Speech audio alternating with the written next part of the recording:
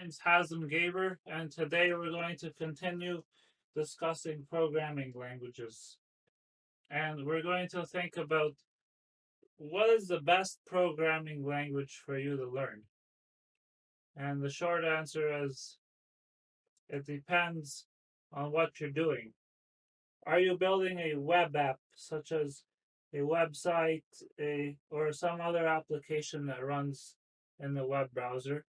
Or are you building an application that runs on a computer? Or are you building an application that runs on a phone, like an iPhone or an Android phone? Or are you building an application that is mainly for statistical analysis? Statistical analysis has a huge market. So when we think of web apps, we should think about uh, the first three types of applications are actually very well connected. And the reason I say that is because if we look at an application such as Facebook, it's got really, it's got um, data which is stored in a database, and then we've got some servers which do the logic,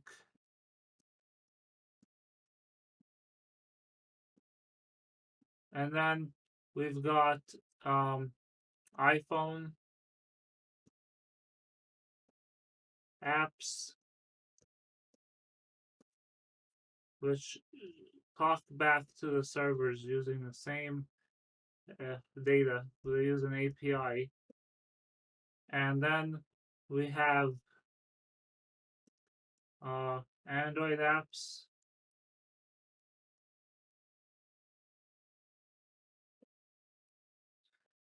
We've got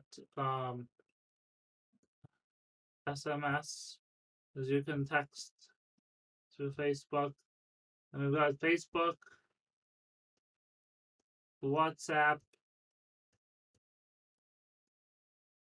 Instagram, Messenger, and then we also have the website, which, as we discussed, is a lot of code, which also talk to the same server. And then maybe, in this case, maybe not, but it's possible there's some PC apps, say, that also talk to the servers.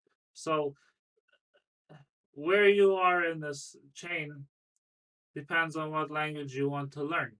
If you're running the database, then maybe you're going to learn a database language. If you're building the logic on the server, you may be going to learn PHP, or whatever language is on the server. If you're building the front end of the app, you might learn Swift, or if it's Android, you might learn Java, or if it's a website, you might learn HTML,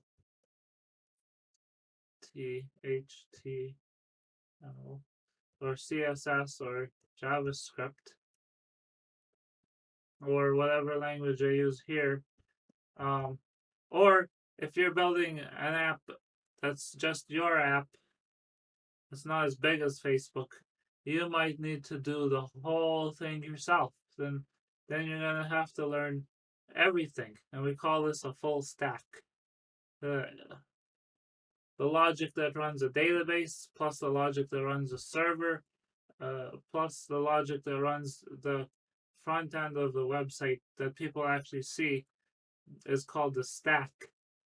And so sometimes you'll hear, or maybe you'll see a job posting that says that they're looking for a full stack developer. That means they're looking for a guy or a woman that can do the whole thing.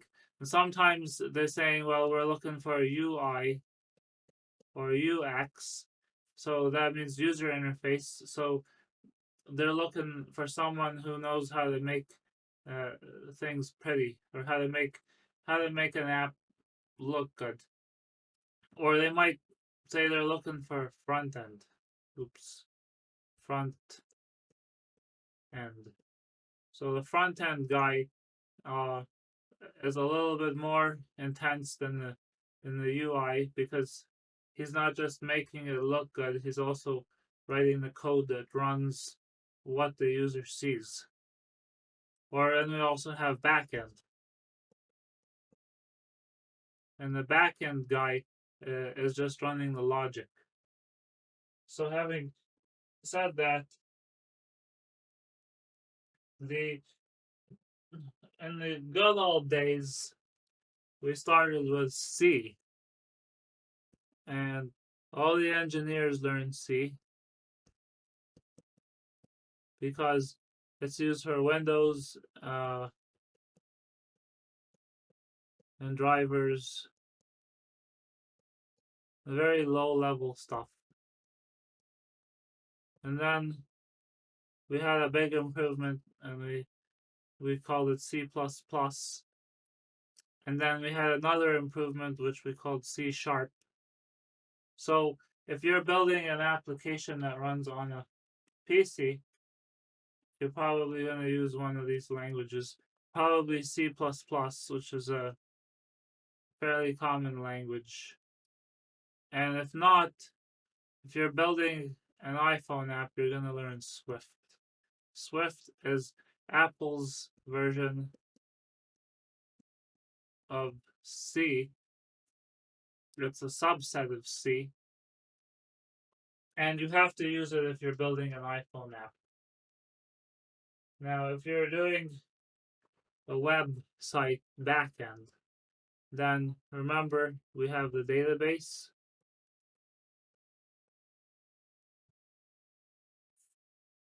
and then we have the logic.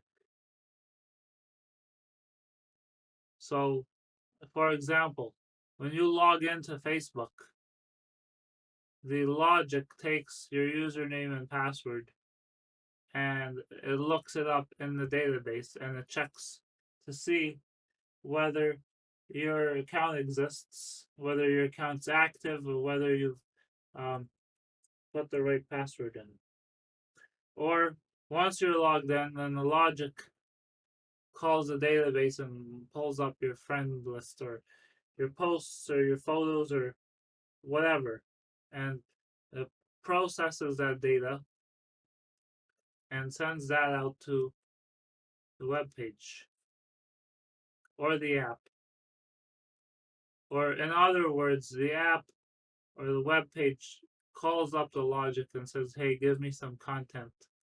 And then the logic, which is on the server, so this is the internet, and this is the server farm, and says, "Well, here you go." So this could be one server, or it could be millions of servers. And the language that we write the logic in, is, I'm gonna get a lot of abuse for this, but it's PHP. And if you're a fan of Microsoft, then it's ASP. ASP is a language that's more tightly integrated with Microsoft products. A lot of websites run PHP, and a lot of coders hate PHP. Another language we can use is Perl, and Perl runs really well on a Unix operating system, and it's really good with regular expressions, which we're going to talk about later. And then to talk to the database, we use a language called SQL. And the funny thing is, our PHP language understands SQL. So when we write code in PHP, we're also sticking SQL commands in the PHP code, and the PHP code executes those commands on the database. So generally, PHP and SQL go hand in hand. And this whole stack, um, we used to call it LAMP, which stood for um, Linux, because we ran a Linux operating system, and then Apache, which is a web server. So it's the software that the logic runs on. And then M was MySQL, which is a data version, the software that the database runs on, and then PHP. And then the opposite of that is WIMP. So we used to run WIMP. You can guess what that stands for, which is Windows, and then Internet Information Services, which is the server software that comes with a Windows Server operating system.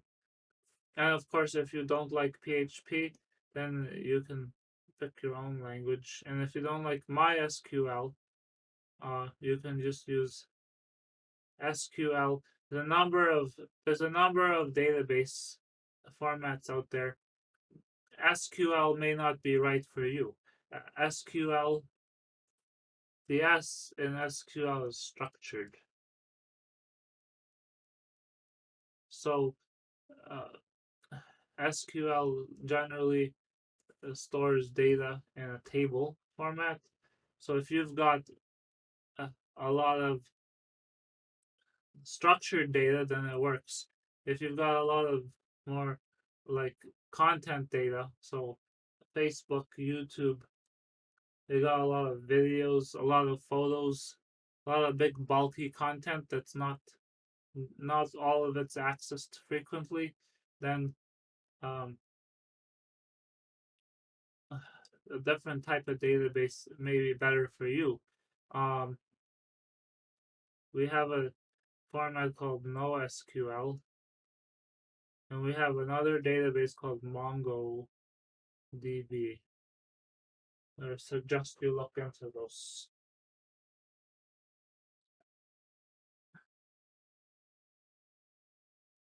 There was a joke which I heard. You've all heard the saying, if you put a million monkeys on a million typewriters, eventually one of them will write out the complete works of Shakespeare. Somebody else made the joke. If you put a million monkeys on a million typewriters, one of them will write out a working PHP script, and the rest will have written Perl, because Perl is a very difficult language for humans to understand.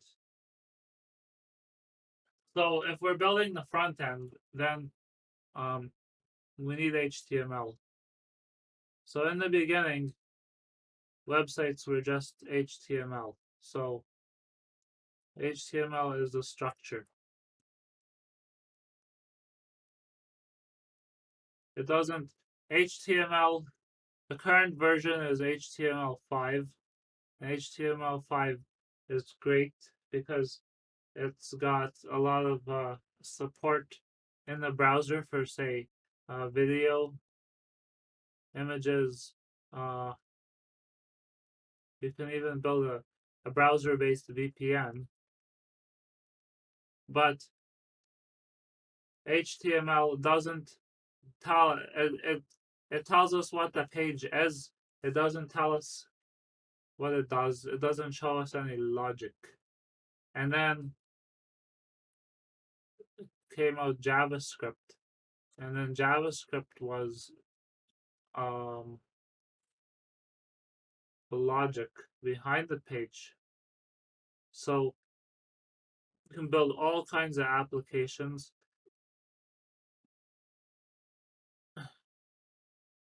and then how the page behaves.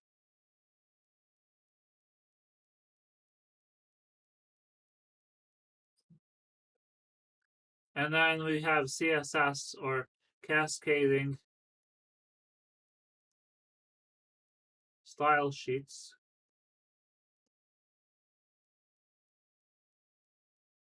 And the CSS tells us what the page looks like. So fonts, highlights, um, behavior with the mouse, scrolling,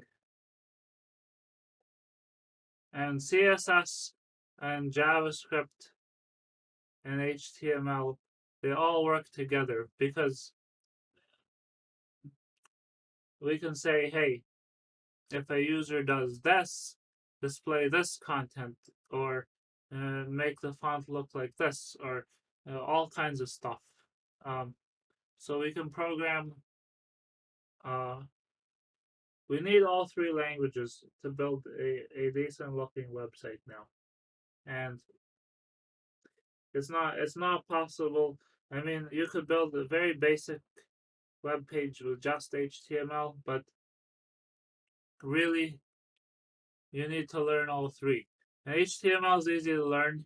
Um, it'll take you a few hours to learn the whole thing. Really, it's not that complicated. Um, Same with CSS. There's a huge reference on CSS, and then JavaScript's a little bit harder, but there's a lot of libraries, which means that people wrote a ton of JavaScript code. You don't have to write it all from scratch. You can just take some of the code, and we'll talk more about libraries later. And then we have Java, which is a pain in the ass to learn. Um, I had to learn it. I've never used it ever again since I learned it in school as part of a course. And Java runs on a Java virtual machine, which means you have to write your app and then compile it, and then the users have the Java software installed on their computer to run your app.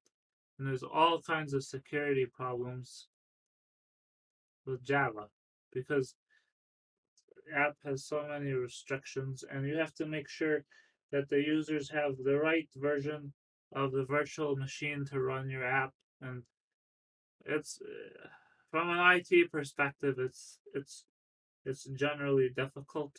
Um, Java apps used to run in the browser too, so you could stick a Java app inside a website, but this isn't really supported anymore. A lot of people still run Java though,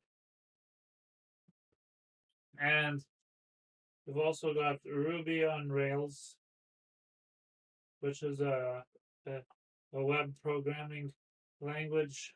Some people say it's more of a framework, and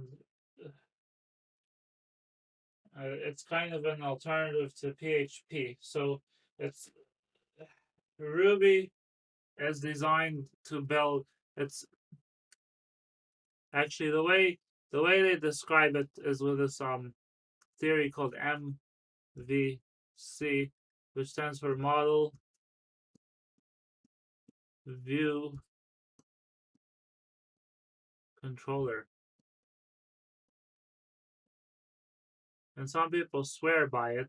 So there's a view, which is like the idea of what the user sees, and then there's a model